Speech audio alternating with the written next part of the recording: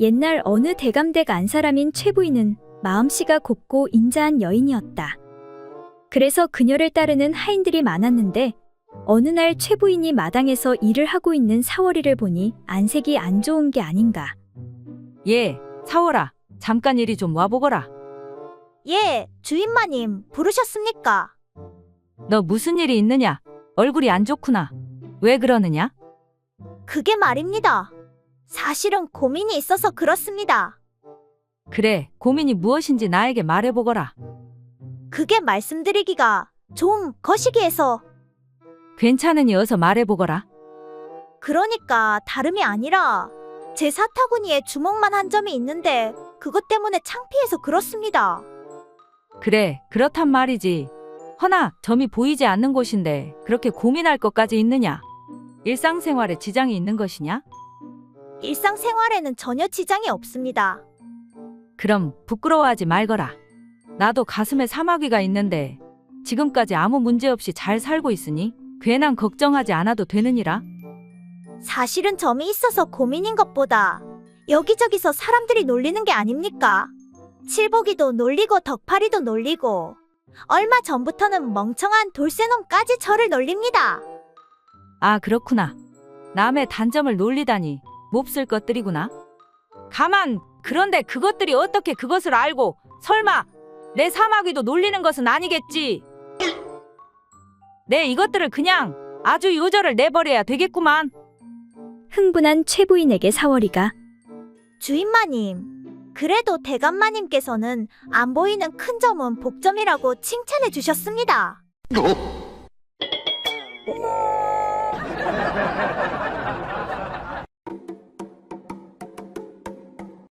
옛날 어떤 마을에 원님이 계시는 관아의 담벼락이 어찌된 영문인지 공중변소가 되고 말았다. 이에 원님은 노발대발하여 아랫 것들에게 엄히 단속하라고 일렀다. 아니, 어떤 버르장머리 없는 놈들이 담벼락에다 오줌을 갈기는 것이냐? 내 잡히면 엄히 그 죄를 물을 것이다. 어느 날 결국 4사람이 잡혀왔고 원님은 한 사람씩 문초하기 시작했다. 발칙한 놈들 같으니라고 내 놈들이 여기가 어디라고 함부로 오줌을 갈기는 것이냐? 그것은 나를 모독하는 것과 다름이 없느니라. 그래, 첫 번째, 내 놈의 생업은 무엇이냐? 날이 죽을 죄를 지었습니다요. 너무 급하다 보니 그리 되었습니다. 용서하여 주십시오. 이놈, 시끄럽다. 내 생업이 무엇이냐고 묻고 있지 않느냐? 네, 저는 자물쇠 장수이옵니다. 그래, 자물쇠 장수라. 여봐라, 저놈의 소중이에다 자물쇠통을 채우도록 하여라. 그리고 다음 두 번째, 너의 생업은 무엇이냐? 대장장이 이옵니다. 제발 한 번만 용서해 주십시오. 듣기 싫다. 여봐라, 저놈의 소중이를 쇠망치로 두드려라. 다음 세 번째, 너는 생업이 무엇이냐? 목수이옵니다. 제발 살려주십시오. 그렇단 말이지. 여봐라, 저놈의 소중이를 대패질하도록 하여라.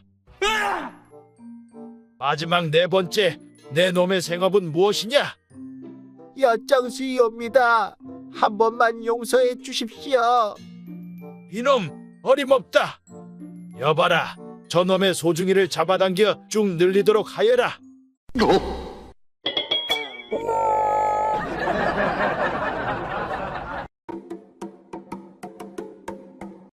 옛날 어느 마을에 일생을 주색에 파묻혀 살아온 한 노인이 어떻게 또 새로운 첨을 맞아 즐겁게 살까 고심하고 있었다.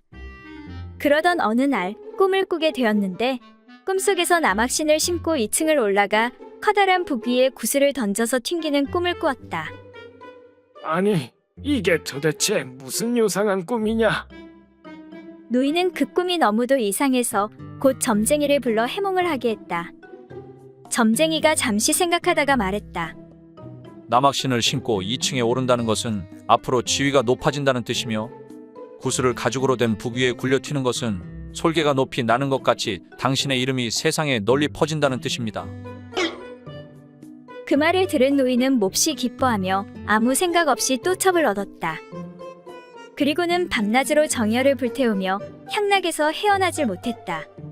아이고 좋다 좋아. 인생 뭐 있나? 이렇게 즐기면서 사는 거지. 그러나 노인은 한 달도 못 가서 그만 자리에 누워 일어나지도 못하게 되었다. 용한 의원을 불러 좋다는 약은 다 써보았으나 소용이 없었다. 이젠 약도 소용없다니 어떻게 된 것이냐? 이보시게 의원 양반, 내가 아주 좋은 꿈을 꾸어서 그걸 따랐다가 이렇게 되었으니 어찌하면 좋겠어. 노인은 한탄하며 의원에게 꿈 이야기를 해주었다. 그러자 의원이 고개를 좌우로 흔들면서 한숨을 쉬며 말했다. 그 해몽은 잘못된 것입니다. 노인의 연세로 남학신을 신고 가파른 계단을 올랐다는 것은 자칫 잘못하다간 떨어진다는 것이 아니겠습니까? 이 말을 들은 노인은 간담이 서늘해졌다. 노인은 다시 손을 내밀며 의원을 붙잡고 물었다. 의원 양반, 그럼 구슬을 부부 위에 던져튀는 것은 무슨 뜻이요? 이에 의원은 딱하다는 듯이 노인을 바라보며 말했다. 생각해 보십시오. 가죽 두 장으로 만든 북 위에다 구슬을 던졌다 함은 두 사람의 살가죽 사이에 알이 끼어서 터져 죽게 된다는 소리가 아닙니까? 그 후 노인은 얼마 지나지 않아 세상을 떠나고 말았다.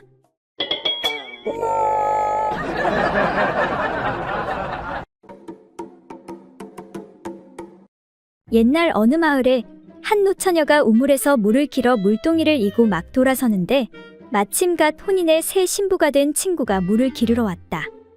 신부를 본 노처녀는 물동이를 인 채 첫날 밤 얘기를 들려달라고 졸랐다. 맹수가 첫날 밤 이야기 좀 해주렴.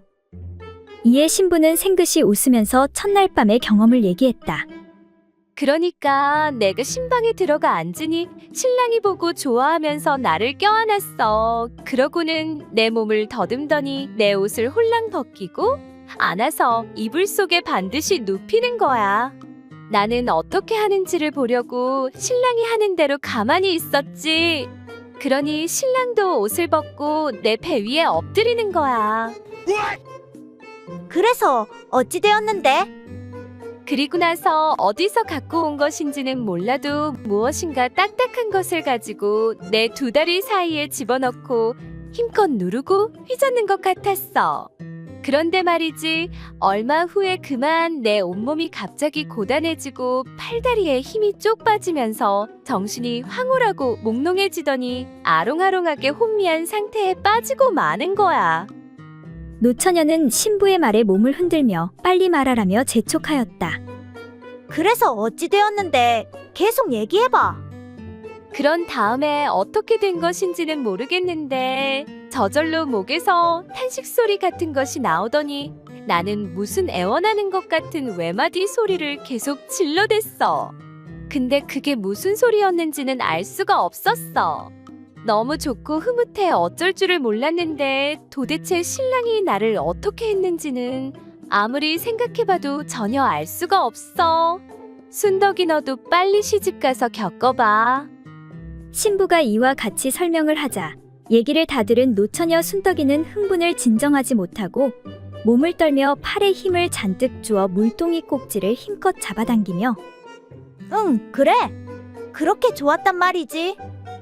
하며 발을 구르자 머리에 이고 있던 물동이가 와장창 깨지면서 몸의 한 동이의 물을 다 뒤집어 쓰고 말았다. 이를 본 신부가 다시 말하길. 아, 맞다. 그리고 나도 모르게 아랫도리가 흠뻑 젖더니 축축해졌어.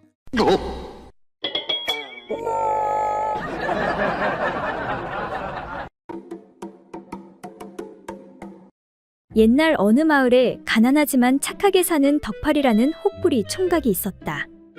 어느 날 산에 나무하러 간 덕팔이는 날이 어두워져 집에 가려는데 비가 쏟아지는 것이었다.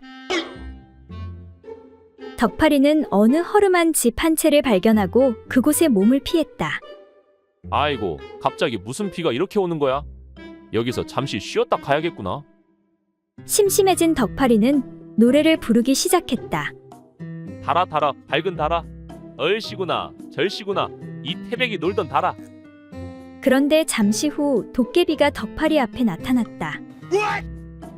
내 이놈 방금 노래를 부른 게 내 놈이냐? 아이고, 죄송합니다, 도깨비님.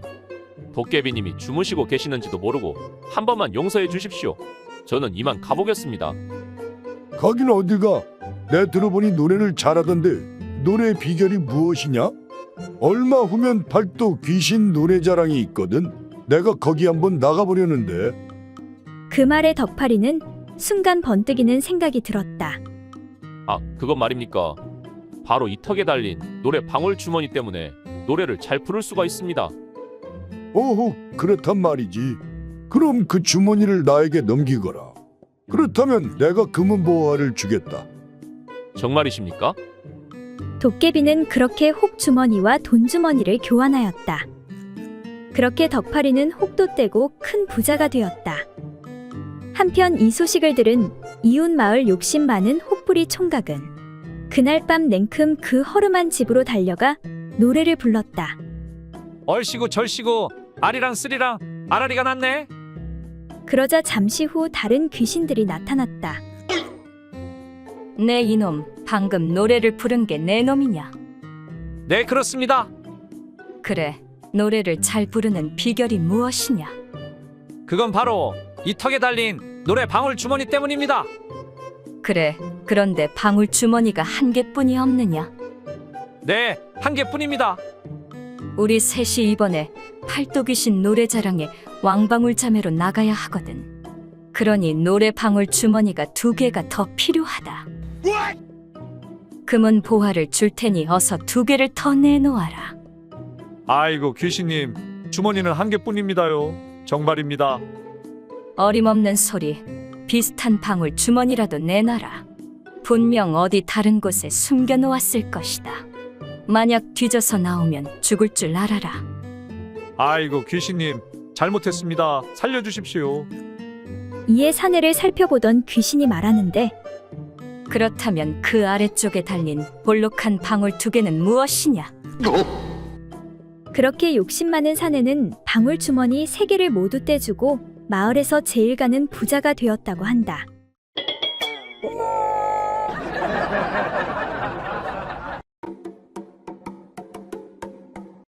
옛날 어느 한적한 시골 마을에서 여러 마리의 소를 기르는 농부네 집으로 나이가 지긋한 한 손님이 찾아왔다.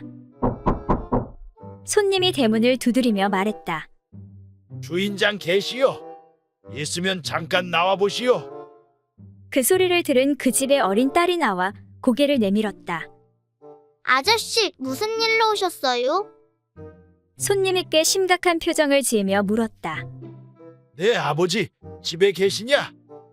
잠시 손님을 살펴보던 어린 딸은 대답은 하지 않고 수다를 늘어놓기 시작했다. 아저씨, 황소 씨를 받으러 오신 분 맞죠? 아버지를 찾을 필요도 없어요.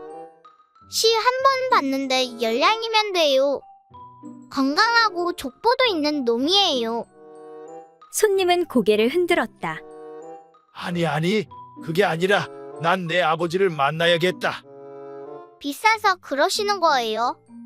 그럼 5냥짜리도 있기는 해요. 그치만 그놈은 족보도 없고 몸도 약하고 골골해서 말이죠. 그러자 그 말을 들은 손님이 벌컥 화를 내며 말하는 것이었다. 야, 이 녀석아. 그게 아니라 내 오랍이 되는 놈이 내 딸을 임신시켰단 말이야. 그러니까 내 애비 집에 있냐 없냐? 애비 있으면 당장 나오라 그래. 그 말을 들은 딸아이가 말했다. 아하, 그러시군요. 전 그런 것도 모르고. 그렇다면 아버지를 만나보셔야겠네요. 전 우리 오빠 시값이 얼만지 전혀 모르걸랑요.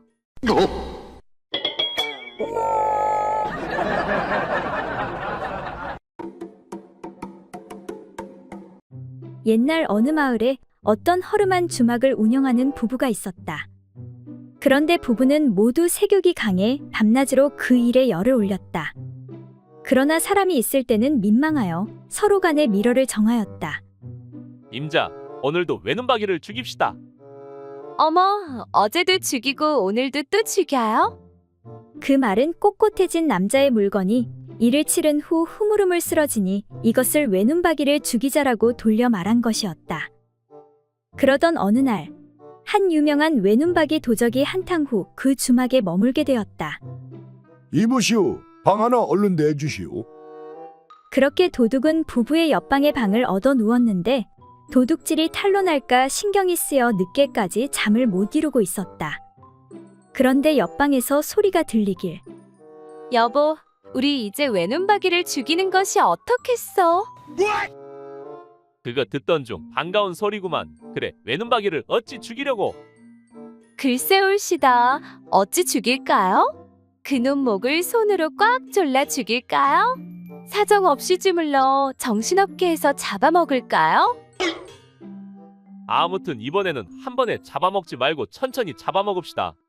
여튼 옆방 손님이 깊이 잠들면 바로 죽입시다. 이에 크게 놀란 도둑은 관아에 자수하는데 사또 나으리 짐승만도 못한 이 부부에게 얼른 큰 벌을 내려주십시오.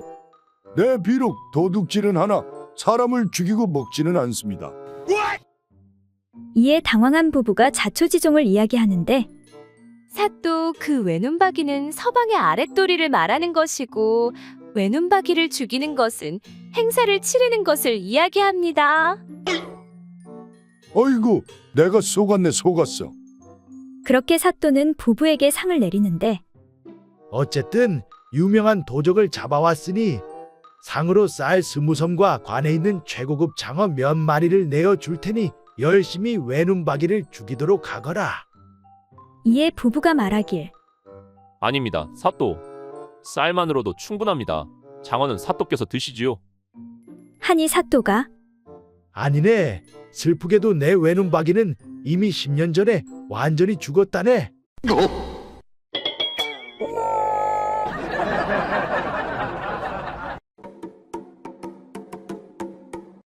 옛날 어느 고을에 약간 어리숙한 머슴이 살고 있었다.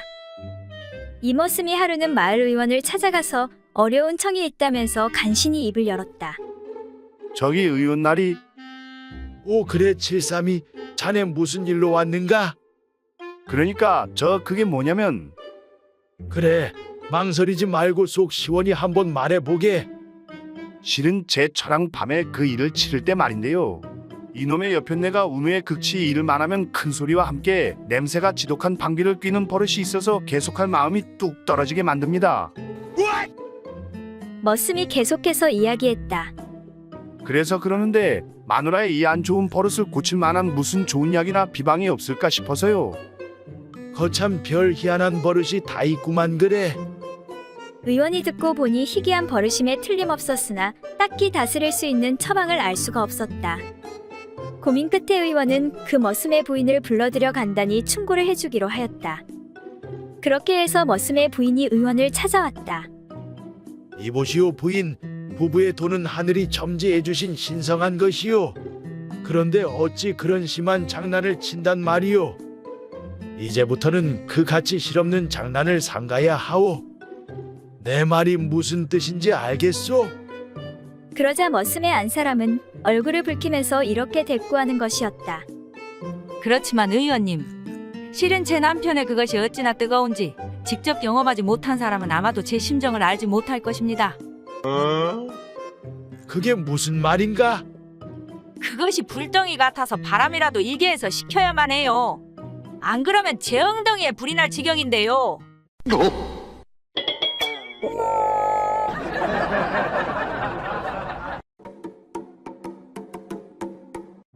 옛날 어떤 귀 안 들리는 사람이 길을 가다 해가 지는 바람에 근처의 어느 주막집에서 하룻밤을 묵어가게 되었다. 때마침 또 한 사람의 소금 장수가 투숙하게 되어 두 사람이 한 방에 들게 되었다. 그런데 그 소금 장수는 함께 자는 사람이 못 듣는 사람인 줄은 미처 모르고 있었다. 밤이 깊어지자 못 듣는 사내는 금방 골아떨어졌지만 소금 장수는 잠을 이루지 못해 엎치락뒤치락 하고 있었다. 그런데 그때 주막집 부부가 옆방에서 거나하게 일을 벌이기 시작했고 그 소리가 어찌나 큰지 소금 장수의 귀에까지 들려왔다. 아니, 이런 재미있는 일은 혼자만 즐길 수는 없지. 하고 소금 장수는 옆에서 자고 있는 귀 안 들리는 사내의 옆구리를 쿡쿡 찔러 깨웠다. 그러나 못 듣는 사내는 그 환성이 들릴 리가 없었다. 아니, 자는데 왜 찌르는 것이야? 하고는 소금 장수가 실수로 옆구리를 찌른 것이라 생각하여 뭐라 하지 않고 계속 잠을 잤다. 그렇게 다시 한참을 자고 있는데 새벽이 되자 주막집 내외가 또다시 그 일을 시작하는 것이었다. 이에 소금 장수는 재미가 나서 옆에 사내와 함께 즐기려고 또다시 못 듣는 사내의 옆구리를 쿡쿡 찔러 깨우려 했다. 이에 참지 못하고 매우 화가 난 못 듣는 사내가 성을 내며 아니, 이놈아! 아까 밤중에도 쿡쿡 찌르더니 새벽에도 또 쿡쿡 찌르느냐? 하고 큰 소리로 소금 장수를 나무랐다. 그런데 옆방의 주인은 이 소리가 자기 부부간의 일을 희롱하는 줄로 오인하고 화가 나 몽둥이를 들고 와서 아니 이놈아, 내 놈이야말로 우리 부부간의 일에 웬 간섭이냐? 하고 호통을 치며 몽둥이를 휘두르니 귀 안 들리는 사내는 무슨 연고인지 알지도 못하고 아니, 거시기로 찌르는 것도 모자라 몽둥이까지 찌르려 하니 나 좀 살려주시오. 하고는 보찜까지 두고 주랭랑을 쳐 도망을 가버렸다.